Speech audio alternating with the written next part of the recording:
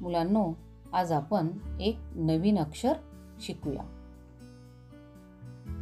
पहा, ही आहे माळ. गळ्यात घालायची माळ. माळ या शब्दामध्ये ळ हे अक्षर आलेलं आहे. माळ या अक्षराचं नाव आहे ळ. माळ या शब्दातला ळ. पहा, ळ हे अक्षर कसं काढायचं आणि त्याचा उच्चार ळ असा करायचा. याच पद्धतीने ळ हे अक्षर तुम्ही सुद्धा काढा. हा आहे ळ.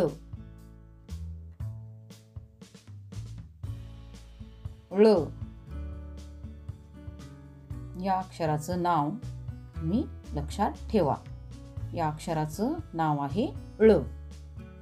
माळ या शब्दातला ळ. आता आपण काही शब्द लिहूया आणि त्यात ळ कुठे आलाय ते तुम्ही पहा. बा ळ. बाळ. बाळ या शब्दात ळ आलेला आहे. माळ.